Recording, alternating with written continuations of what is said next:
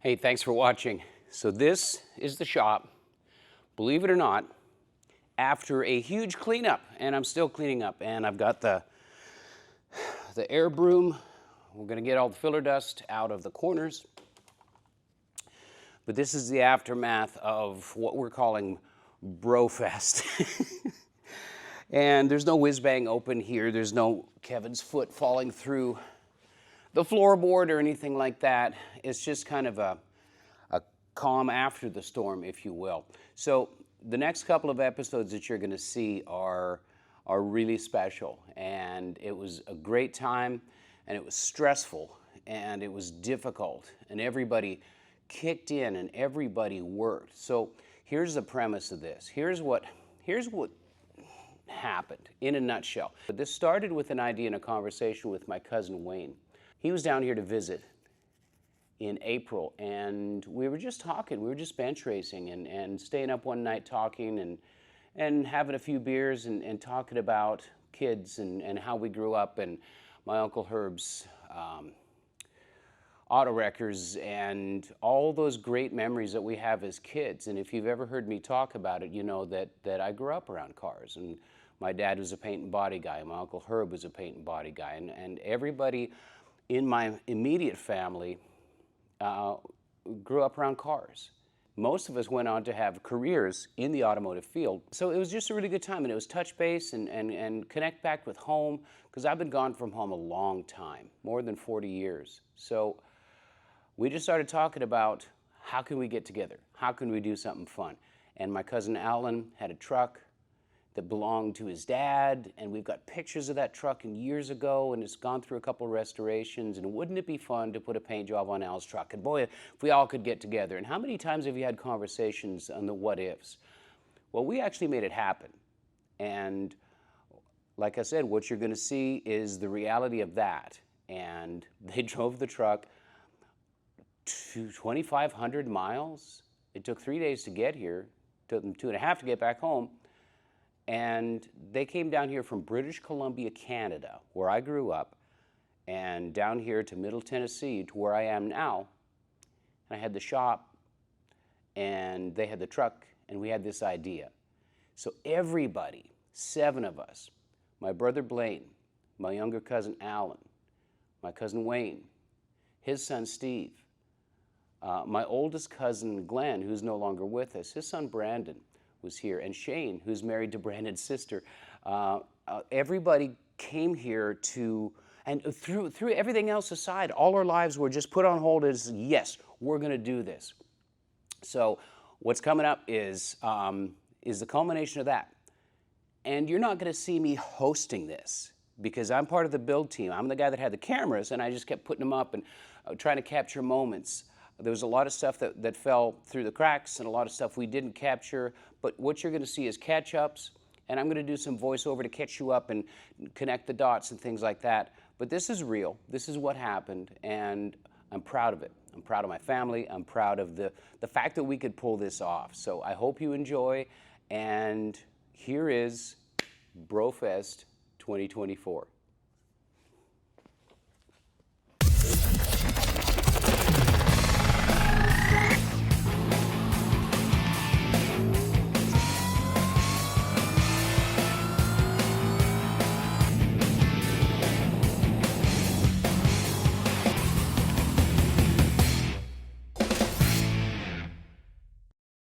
Paintucation by Kevin Tetz. Here we are. If you can smell the fear off my armpits or hear it in my voice, then you know what's about to happen. If you watched last week's episode, then you know that the Canucks are here.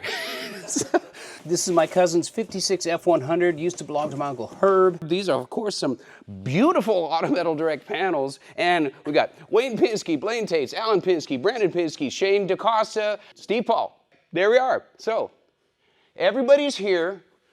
We've got to get a paint job on this truck in how many days? 6 days. 6 days. You see the stress on everybody's face? Yeah, it's contagious. We're not making this crap up. This is, you talk about the thrash to do the build. This is real. I've only had a half a cup of coffee since I got here. These guys are all coffeeed up. I don't need any more because fear is a wonderful motivator. We're going to keep you guys abreast of this build and the problems and solutions that we have over the next 6 days, man. So strap in. We'll give you check-ins and stuff like that. On 3, holy crap. 1, 2, 3. Holy crap. Here we go. Beautiful. So before we get too deep and go down the rabbit hole too far, I want to give you a little bit of insight into my family and where this truck came from. This is my Uncle Herb Pinsky. He's actually standing on the roof of his shop and looking down, surveying his domain. If you notice to the upper right, you'll see the blue 56 F100. A&H Used Auto Parts was a treasure trove, especially by today's standards. Cars from the 20s all the way up into the 70s, at least when I was there. Uncle Herb made his living flipping cars and selling incredibly valuable antique parts. And if you look right here, that's a 58 F100 I used to own. And this car front and center, the 68 Cutlass S, that was my brother Blaine's car. I can even remember the smells of these cars, like this 56 Buick Special and this incredibly rare 53 Lincoln Capri. These are pictures of one of the restorations that Al's truck has gone through. It's got a Volare front end and it's had a few birthdays. At one point they rebuilt the 302, dropped it back in, and did all the things right. It's had a couple of iterations. It's gone through several versions, but the last paint job on it was red, and it looks great. But time takes its toll on everything, including old vehicles, as we all know. And as great as this old truck looks in pictures and in our memories, the truth is, it just needed a little help. It was ready for one more round. The bones were good, but she had a little rust in the corners. And the chassis was in great shape, still ran great, and all the suspension and brakes were absolutely in great condition and perfectly functional. So, with the help of Autometal Direct, we're going to replace the body panels that got stripped off back home, retain the forward tilting hood mechanism that Al likes, and give the rest of this truck a major upgrade with the help of AMD and Axalta paint, and mostly the sweat equity of some cousins, brothers, and nephews that thought this was a great way to honor the legacy of Herb Pinsky.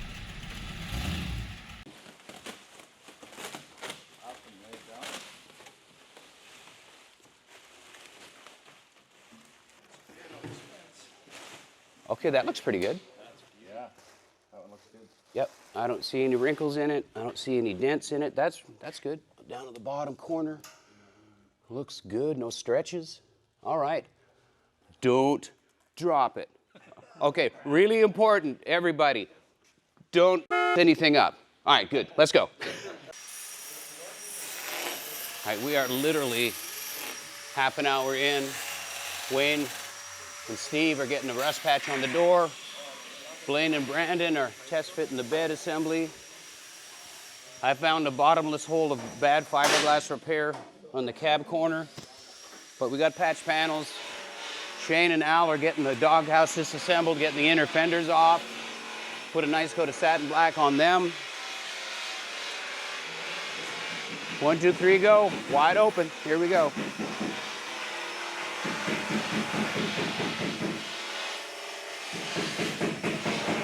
We're gonna make it work. One of the ways that this build is even possible in the short time frame that we've got to do it in is the fact that we've got really nice aftermarket sheet metal. And don't get me wrong, it's an enormous amount of work fitting and test fitting and sometimes altering and making things fit like they should, but it gives us a way big head start over reworking and rebodyworking the original panels. All right, this is good. New bed. Getting located. Push your bolt up through. Ready? Yeah.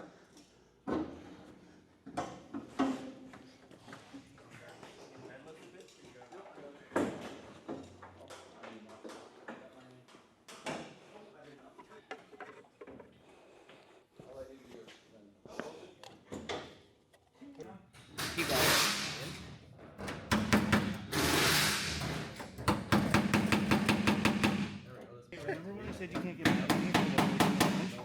Blaine and Brandon are, so they got the bed assembly squared up. The bed floor is a temporary sheet of nice looking plywood with a fine finish. Everything squared up? Yeah, it's worked out. Yeah, good deal. So there's always some finessing to do. Nobody's stuff is perfect, but this stuff actually is looking really good for not that much time investment. So nice work, guys. Ooh, stainless. We like stainless. We like this bolt organizer too. And what I'm doing over here is I dissected the passenger side cab corner, and it made me really sad at first because I found this. It's a combination of bubblegum, duct tape, baling wire, fiberglass, and old newspapers. But it's I found solid metal here. So we've got our spot weld separated. So if you look at this hole, this is the cab mount fastener that holds it in place. Around here, that's this hole here. So I can use this as my reference so I know how to locate my AMD inner cab corner. And here, this makes me really happy because we've got good metal here. What that also means is that when I go to my outer cab corner, I've got really good metal here that I can do a nice butt weld on there. Yeah, I said butt. So what that also means is that we can pull that door off and I don't have to worry about jacking this seam up with a new cab corner because the door's got to come off, the window's got to come out. We've got a little bit of smoother outering to do on that stuff. Yeah, it's coming around. Steve and Shane they've got, wow, the rails prepped. What we're going to do is spray this with the engine in. So they've got everything cleaned and prepped and back brushed. We've got some rust treatment that we're going to do on that. They're just bagging it. And we're going to do a nice chassis black on the firewall. Inner fenders, we'll paint them in the booth. But this, we're going to use some really nice Axalta spray can paint and just do a good job of that. So, yeah. What else? No. Praying for the best. Pray. Praying for the best. Just praying. I think the fear of God that everybody had when this thing first rolled in here is starting to wear off a little bit. Only if it is for you. Are we putting a box on them? I don't know, Kevin. So we'll check in a bit. We're making good progress. The jury's not out. I still have this weird feeling in the pit of my stomach, but it might have been my breakfast. We'll talk to you soon. This is getting me optimistic. It's we're 2.5 hours in, and stuff's getting done. Wayne's got the door skin patch looking really good. We got a nice gap there. We got overlap to tap it in and hammer dolly it like a regular door skin goes. Nice work. We like it.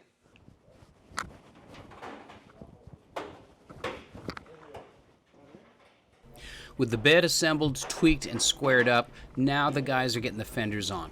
And why the big push to get this thing fully assembled when we've got so much body work left to do on the cab? Well, here's the reason. I've got to have something in the booth every day. We can't wait till the whole truck's ready to paint and then paint it.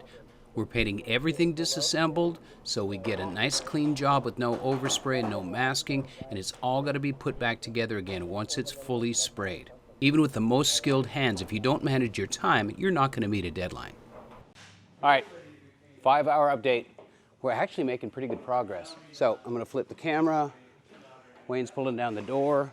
Corner patch, fully done. Nice job, Wayne. The 300-pound tailgate will level out the ride height. But the cool thing is the fenders and bed sides, or as I'm being retrained, box sides, are looking good. Everything's mocked up back here. We've had to do a little bit of futzing and adjusting, and nothing comes out of the box and jumps on the car perfectly, but this is looking good.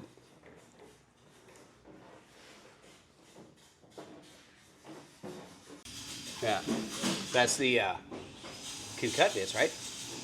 That's right. Yeah, so you're sold on them. I'm sold on them. I love them. Yeah. They're Yeah. incredible.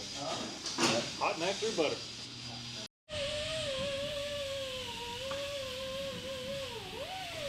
I've been collecting tools for a few decades, and the truth is, good tools and equipment don't do the work, but they sure allow you to do a lot more efficient work. That said, it took about 4 hours for every flat surface to be completely covered up with miscellaneous stuff and for most of the toolbox drawers to be emptied out onto said flat surfaces. It's okay. Everybody knows where everything goes, and we do a tool party in the evening before we head back home.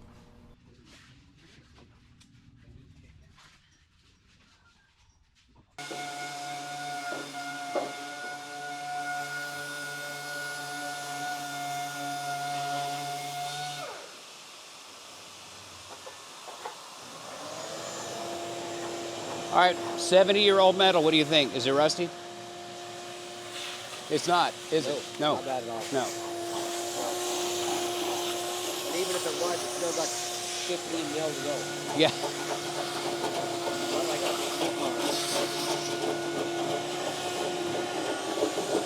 a Yeah, that's solid.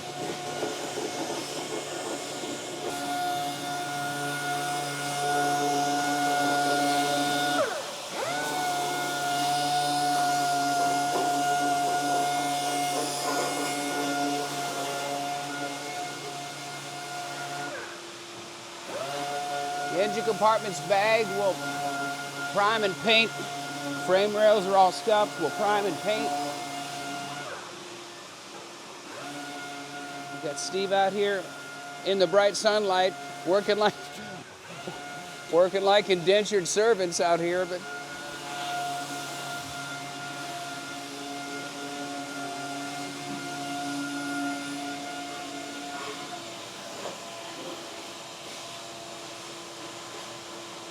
all right, some of the guys are coming back with burgers. We're doing good. We're doing pretty good. We're gonna work into the night, see how far we get. Before we shut her down, I'll check in again, but I don't want to be the guy that they blame for us not getting this done, so I'm gonna put the camera down and pick up some tools. Old school body trick. We've got a seam here. This is real visible. You open up the hood, we're gonna see this. So we're gonna take some seam sealer and bridge this overlap here. We've taped it around the perimeter. Take a little closer look. So what we're going to do is just run a bead of sealer on there. You don't even have to be good at it. So we're going to run the bead.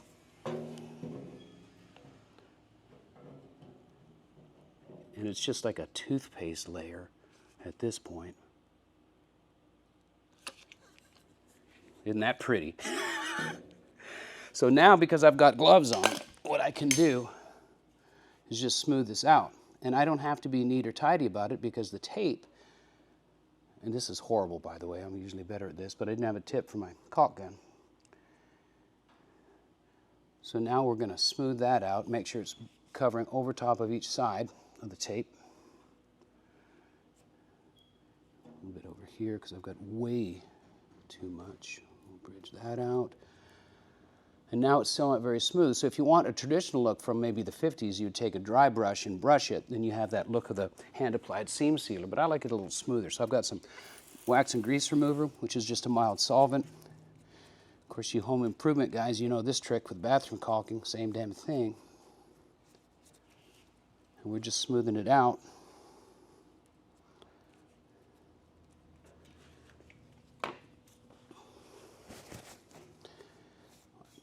Excess out of there.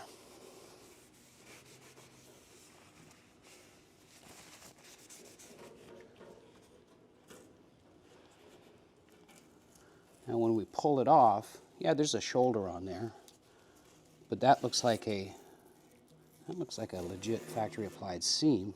Get this piece of masking tape off of there. Come on, come on. And if that bugs you, we can come back with a little more wax and grease remover. Smooth down that shoulder. Just let that evaporate off. And now it's ready for paint. It's ready for sealer, top coat, and you're welcome. A strategy for straightening out the rest of the body was to check it and make sure there was no delamination, and then to block the existing paint before we applied some high build primer. This can be risky if you don't trust what's underneath it, but this foundation was good and solid. I'm trying to look at the clock. It is 20 minutes till 8, right? 20 minutes to 8. 20 minutes to 8. When did we start? We started at 8. start at 7:30. 7:30. Okay, so we're okay. We'll be 12 hours. We're over 12 hours. No, we're 12 hours now. Yeah, 12-hour day. No sweat. Well, actually, there's some there, but in a day, and we're not done. We've got the bed completely assembled. Fenders look good. We've had to tweak the corners a little bit. So what? I'm about a third of the way into this cab corner. The good news is we found good metal here in the inner, and I've got enough to weld to, so we'll do the inner first. We found some filler here, no big deal. Backing here, we got to rebuild this stuff. We got lower front cab corners too. It's just part of it, man. We found some interesting filler and repair materials from the days gone by, and it's just okay, it's fine. All of this stuff, believe it or not, is prepped, ready for coatings. Al and Brandon have been working on the radiator support. It might look a little dark, but yeah, so this is ready for sealer. This has all been, there was stress cracks and just weird. So what all did you guys do? So we had a couple of holes here that actually had fractured all the way from the midsection here down to the bottom. Yeah. Welded that all up, patched them in. There was some kind of funky hole here that we filled. It was about 2 inches long. Fixed some cracks in here. And reattach these braces. The braces were Yeah. loose, so we attached them. Yeah. And this fender, it'll come in here. It's hard to do it with one hand. Pull it. Yeah, so we've got a little bit of weirdness here. You know, there's 50 years of manufacturing, 70 years of manufacturing difference between this panel and this panel here. And it fits pretty okay. A little bit of massaging to do in here, but this'll meet up. So it's a process. And, you know, we're getting there. The inner cab corners up here, they're being rebuilt.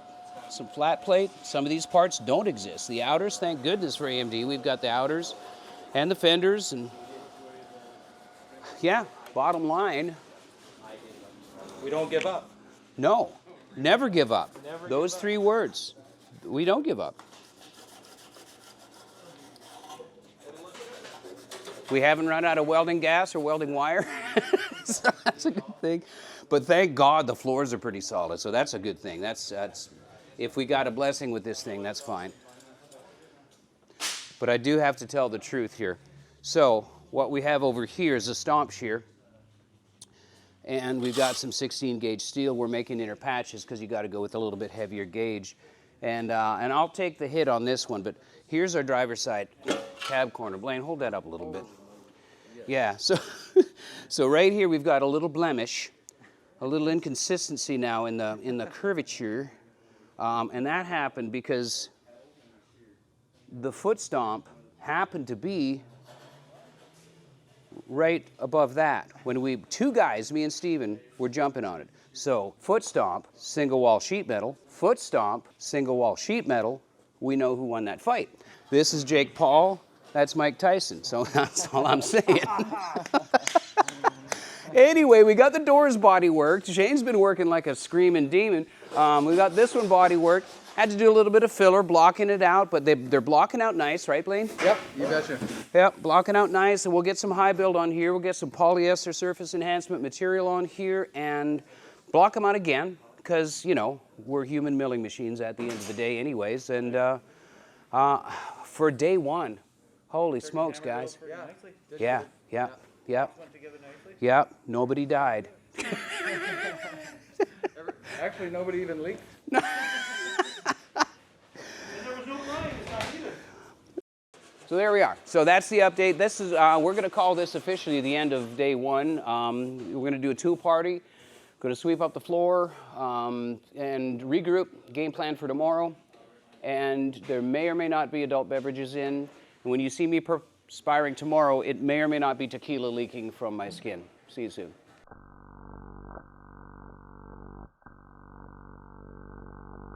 All right, good morning. At least it is for us. This is day 2. This is Cousin BroFest 2024. I think we've coined. So we put in a 14-hour MFer. Well, I can't say that. We put in a 14-hour day yesterday. Everybody's well rested, coffeeed up, and everything, right? Yeah. So we're in good shape, and we got an enormous amount of stuff done on the truck. How's everybody? No injuries, no broken bones, no missing fingers. All good. All right. Yep, should be good. Yeah, man, it's good. Yeah, he's a special one. We're not allowed to let him touch our boxes anymore. Yeah, other than there was an unfortunate press brake incident with the, but yeah. Covered up. I gotta own that. I gotta own it. Anyway, so we got a little bit of a knock list here. So Al's gonna do the honors. What have we done? Okay, bed assembly, assemble perimeter. Done. Crossed off. Fit the fenders. Done. Done. Tailgate, we got a latch design. Tailgate's on there, so cross that halfway off. Body work, question mark, no. Cross out BA, because there's a little bit of body work to do. Paint prep, no. All right, so onto the chassis. Al already did the lower part of the chassis on the rear. That's done. Steve and who else worked on the wire brush? Steve and Shane did the wire brush, a cross clean wire brush. Rust coating paint, not yet. Repairs, yeah, working on it, but that's good. Let's flip that sucker around. Cab corners, no. Front corners, almost. Go halfway through those, just for optimism's sake. Well, let's see this one. Yeah, there you go. Door jambs and alignment. I'm going to say yes. I'm going to say thumbs up for door jambs alignment. You guys just test fit the door. Front sheet metal. We've only got the left side done so far. Yeah. All right. So. Yeah, we'll do this. Okay. Front sheet metal fit. Paint prep. No. Reassemble after paint. But you and me got the inner fenders prepped and the header and all that stuff. So that's good. That's ready. I may have run the paint from the panel onto the floor. I might have done that. So bed assembly, cab corners, yep, nose. So not done by any means, but we got a crap ton of work done, and yeah, it's kind of stellar. I think we're farther ahead than we all thought we would be. So again, back to fear is an incredible motivator. So, all right, so again, on 3, holy crap. 1, 2, 3. Holy crap. There we go. We'll keep giving you updates, and thanks for watching. So it occurred to me that I haven't really told you why I'm using the slogan, fear is the ultimate motivator. It's not because we're afraid of what we're doing. It's just a motivational thing. The guys came down, they traveled, like I said before, 2,800 miles, 42 hours of driving time to come here. They got here last Friday. We went and hung out at the Triple Crown of Rotting car show, calm before the storm. They've got to leave on Friday. Now it's Monday morning. They got to have that truck on the back of Al's car hauler Saturday morning. So we've got a 6-day deadline. You want to talk about SEMA crunch? You want to talk about we're going to lose the shop? You want to talk about a deadline? We got one. The truth is, I think we're going to make it. We've got the power of compounded labor. We've got my facilities here, which I'm privileged to have a nice spray booth with an air makeup unit to where we can chase the solvents out of the paint and move on to the next thing. And we got skilled hands. We got my cousins. These guys, like I said before, they're the reasons that I speak car in the first place. My brother Blaine is a heavy-duty mechanic. He worked in the oil fields, as does Steve, Wayne's son, my cousin Wayne. He was a truck driver and a car restorer and upholstery guy. And cousin Al, he's got a flooring store. And Brandon, his nephew, is working with him. Everybody has had their hands on cars in some point in their life, a lot.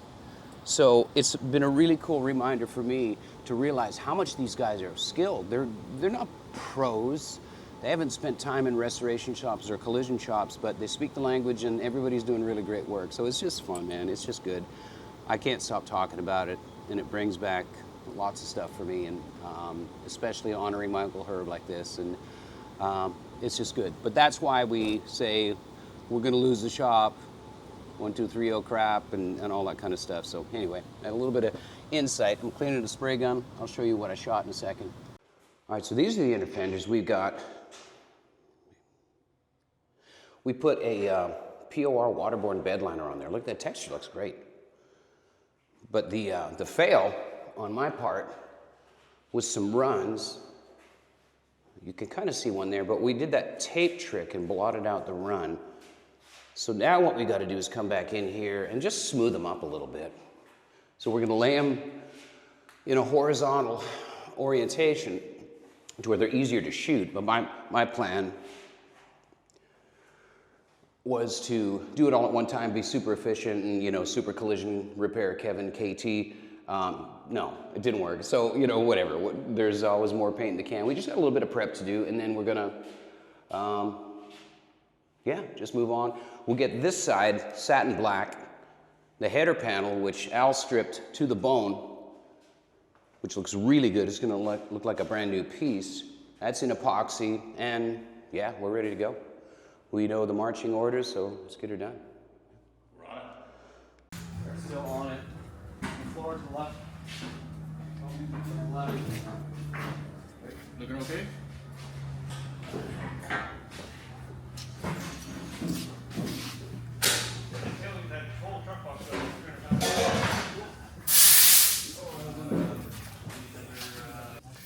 All right, well, Cousin Wayne hipped me to something. All right, so what did you do here?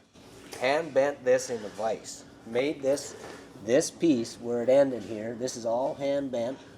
So now we just got to finish off with the plate. Yeah. And this will look stock. And this is hand fabricated back here too. That's 16 gauge. What thickness is that? 22 gauge. That's 22 or 20. But It says 22, so okay, yeah. yeah. And all of this, we got nice plug welds up here, a nice butt weld right here. All of this is finished nice here. Brandon did all this. Look at that. He's stacking dimes right here. That is restored. That we've already test fit the doors, and this is good. This is looking great, man. Yeah. So I think so. I know you're over here patting yourself on the back, but you know, whatever. Hey, I'll pat myself on the back when I can, because nobody else here is going to. It looks awesome. buddy. Oh, now that's the sympathy vote right there. Yeah, yeah. You feel better now? Now you're on camera with that hair. Okay.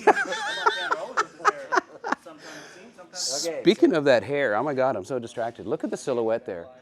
So is that my pony or Smurf, or what's your hair modeled after? That's a 120 electrical outlet. Ah, First thing in gotcha. the morning to get jump start. Uh-huh. There you go. Yeah, we're gonna call that the Shaner. Yep. All right. This looks really great, guys.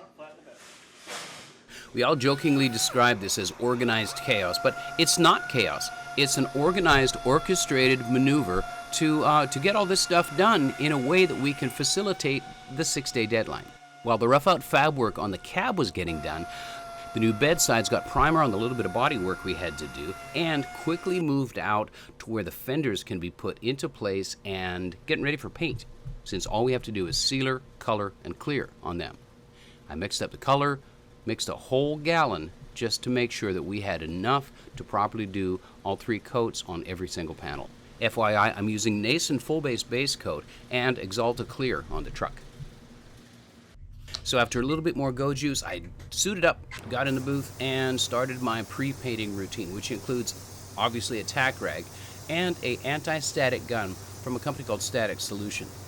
I've been working with them for a couple of years. Their equipment works fantastic, and what it does is completely eliminate the static cling on any surface. You have a lot of static electricity, even with the air moving across the parts, and also rubbing things like a tack rag on to control the dust, well, it introduces a static charge. So I tack and blow with the stat gun, and then I come back and completely eliminate the static cling on the parts.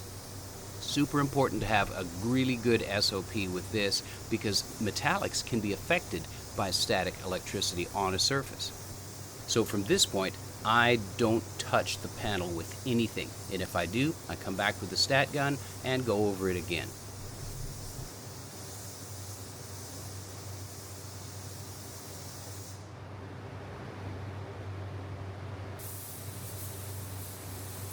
Since we're spraying a dark blue color, I'm using a dark gray sealer.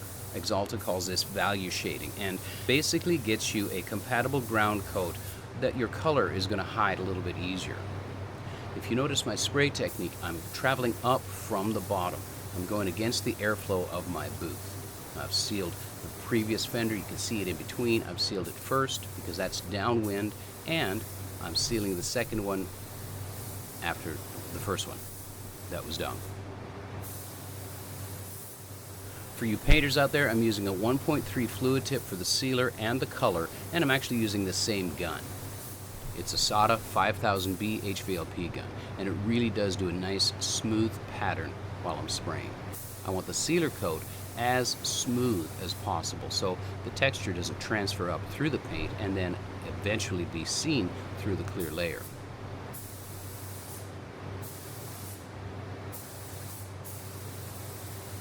So I'm using a fresh air system, and sometimes my fresh air hose gets hooked on the stands and is sometimes a pain in the butt to use. But the trade-off with safety and the ability for me to focus on painting is well worth the extra inconvenience.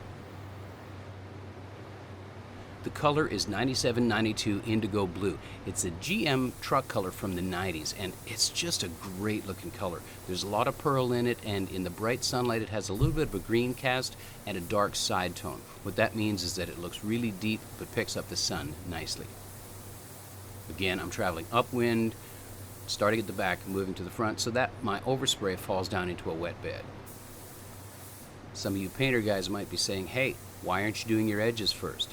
Well, I was trained to do the flats first and then come back in and dust into the edges if I need to. It's a way to conserve paint, and it's a way not to overstack on the edges. It's really important that I don't have a different color on the edges than in the middle of the panel.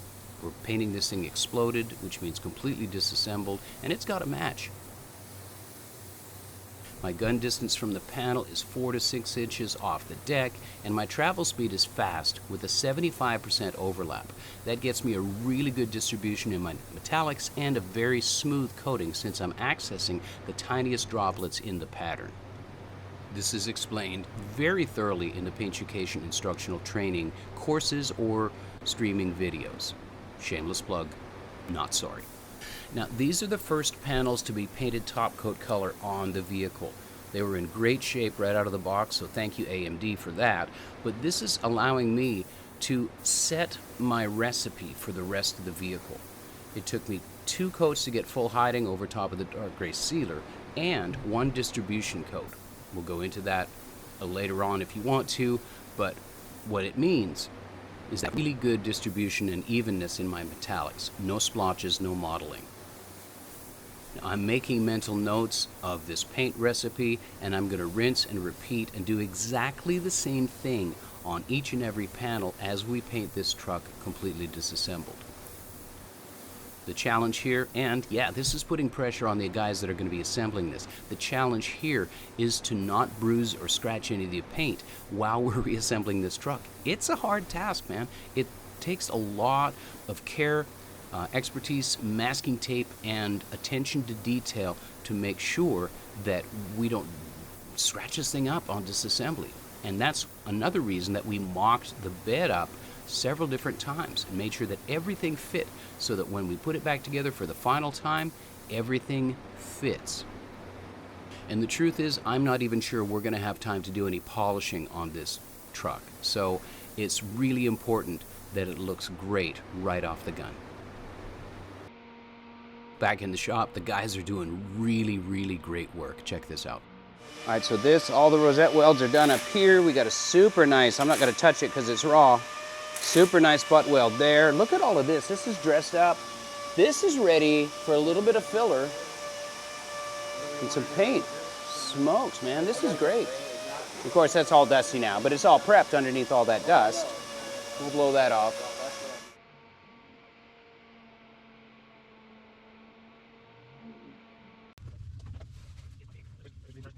So we took a little dinner break after most of day 2 and got some Chinese food from a great establishment called Number One Chinese Food, and it was actually pretty good.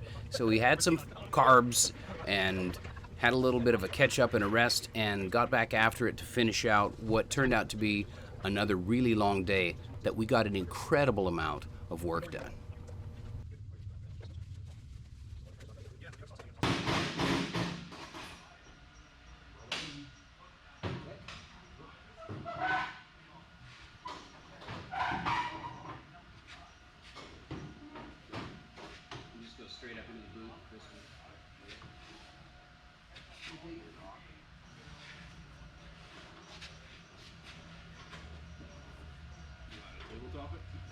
That'll work.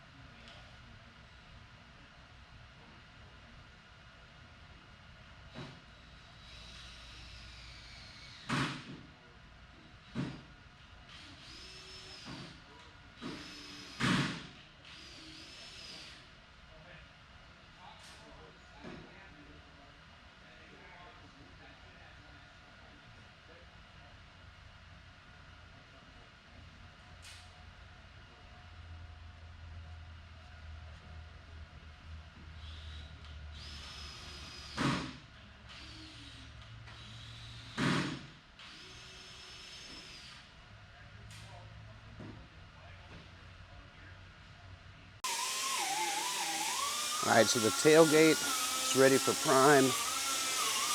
Door shells are ready to block.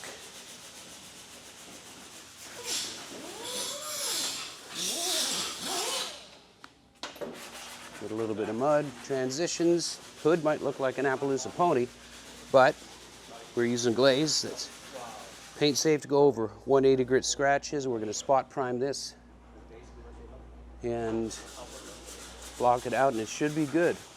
Should be good. We're getting there, man.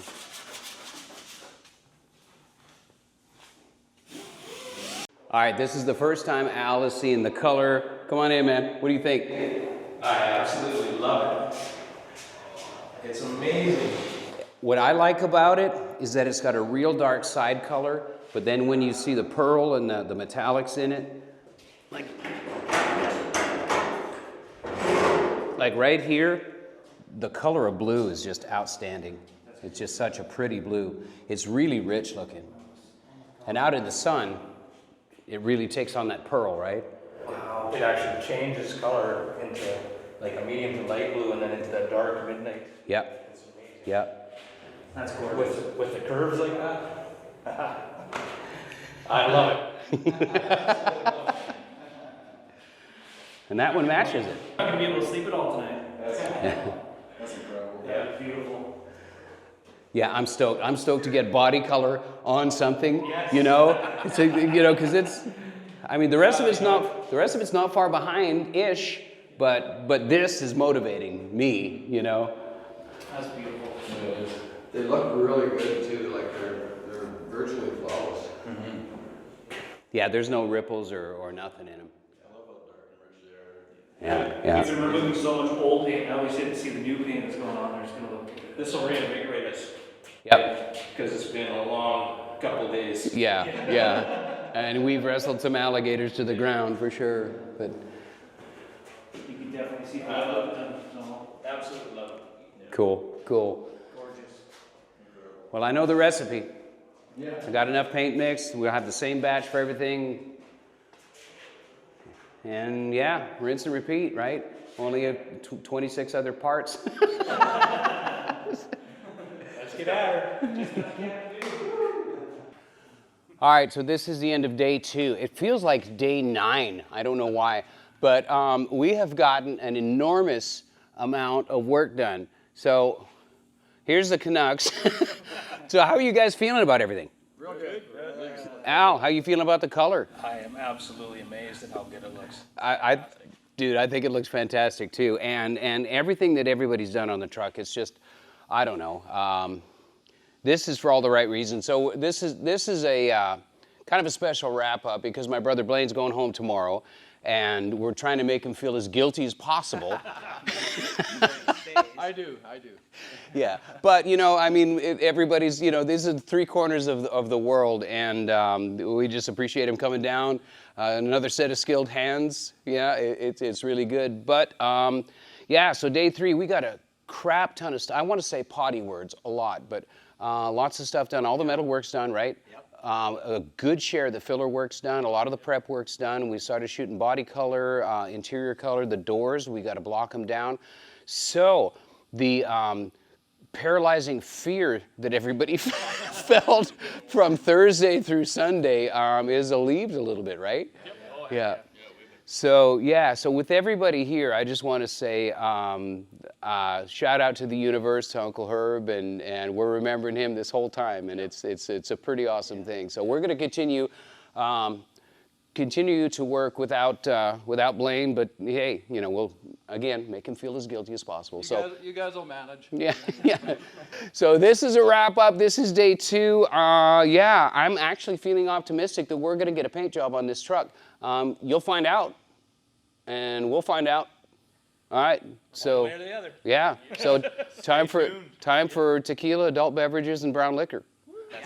Let's do it. A little bit of rest and a little bit of breakfast, we got back after it. But what you didn't see is that while I was up in the booth spraying top coats, they got the cab corners done. All 4 of them, inner and outer, and got it primed. So with a little bit of massaging, now we can get the cab ready to spray, which is exactly where we needed to be by day 3.